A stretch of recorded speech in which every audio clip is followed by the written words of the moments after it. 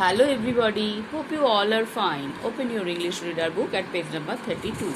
আমরা পড়ছিলাম ট্যামারিন্ড, একটা তেঁতুল গাছকে নিয়ে লেখা একটা কবিতা, যেখানে আমরা দেখেছি যে একটা বিশাল তেঁতুল গাছ, তার তলায় তার ছায়ায় বসে কবি খুব শান্তি পেতেন, সেটা তার প্রিয় জায়গা ছিল। সেখানে বসে তিনি অনেক কিছু প্রাকৃতিক দৃশ্য দেখতেন, দূরে পাহাড় দেখতেন। তারপর কি আছে চলো আমরা পড়ি। And now that I am back, I am eager to find my tamarind again. I hasten down to that favorite spot. I search, but search in vain. Then I stop and I stare. I stand quite still. I listen to my heart. That magnificent tree, that was my life, has just been ripped apart. I ran to the hills, my eyes filled with tears. For sure I have lost my soul. Where once it stood tall, there's nothing there now. Merely an empty hole. চলো এবার আমরা মানেটা দেখি। And now এবং এখন, that I am back, আমি ফিরে এসেছি। I am eager to find এবং আমি খুঁজে পেতে খুব উৎসুক। ইগার মানে খুব উৎসুক, অর্থাৎ আমি ফিরে এসে, অর্থাৎ কবি ফিরে এসে সেই গাছটা খুঁজছেন। মাই ট্যামারিন্ড এগেন, আমার তেঁতুল গাছটাকে আবার, অর্থাৎ কবিতার তেঁতুল গাছটা আবার খুঁজছেন। I hastened down to that favourite spot. Hastened মানে হচ্ছে তাড়াতাড়ি করে যাওয়া, অর্থাৎ তিনি দৌড়ে গিয়েছিলেন কোথায়, তার সেই প্রিয় জায়গাটায়।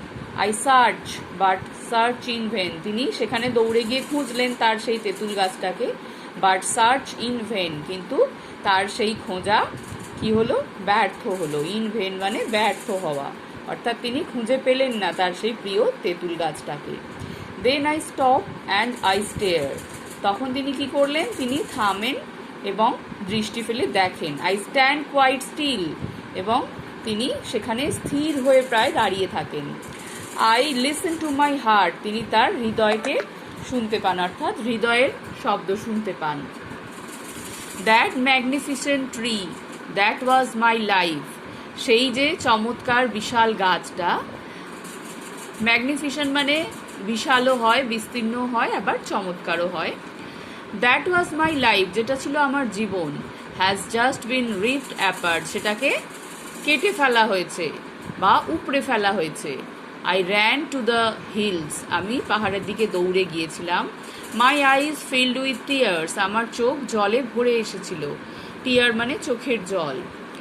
ফর শিওর, নিশ্চয়ই। I have lost my soul, আমি আমার আত্মাকে হারিয়ে ফেলেছিলাম। সোল মানে আত্মা। ওয়ের ওয়ান্স ইট স্টুড টল, টল মানে উঁচু হয়ে দাঁড়িয়েছিল, যেখানে সেই গাছটা এক সময়, স্ট্যান্ডের পাস্ট ফর্ম স্টুড, দাঁড়িয়েছিল। দেয়ার ইজ নাথিং দেয়ার নাও, সেখানে এখন কিছুই নেই। মেয়ারলি অ্যান এমটি হোল, শুধুমাত্র একটা ফাঁকা গর্ত ছাড়া। মেয়ারলি মানে শুধুমাত্র, আর এমটি মানে ফাঁকা, হোল মানে গর্ত, তোমরা জানো। অর্থাৎ কবি ফিরে এসে তার সেই প্রিয় তেঁতুল গাছটাকে যখন খুঁজতে গিয়েছিলেন, তিনি কিছু খুঁজে পাননি। তিনি বুঝতে পেরেছিলেন যে তার গাছটাকে কেটে ফেলা হয়েছে, তার প্রিয় তেঁতুল গাছটা কেটে ফেলা হয়েছে। তখন দুঃখে তার চোখে জল এসে গিয়েছিল। সেই গাছটাকে তিনি অত্যন্ত ভালোবাসতেন, তার মনে হয়েছিল যে গাছটাই তার জীবন ছিল, তার আত্মা ছিল। তাই তার মনে হয়েছিল তিনি তার আত্মাকে হারিয়ে ফেলেছেন।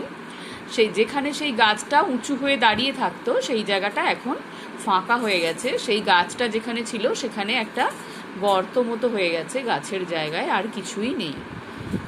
তাহলে আমরা একটা সুন্দর কবিতা পড়লাম, যেখানে কবি তার একটা প্রিয় তেঁতুল গাছের বর্ণনা দিয়েছেন। সেই তেঁতুল গাছের সাথে তিনি কিভাবে সময় কাটাতেন তার তলায় বসে, সেটা বলেছেন, এবং কিভাবে সেই গাছটি হারিয়ে ফেলে দুঃখ পেয়েছেন সেটাও বলেছেন।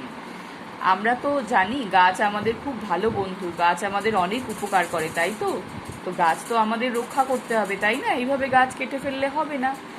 তো তোমরা কবিতাটা মন দিয়ে পড়বে, ভিডিওটা দেখে মানেগুলো বোঝার চেষ্টা করবে। সবাই ভালো থাকবে, বাই।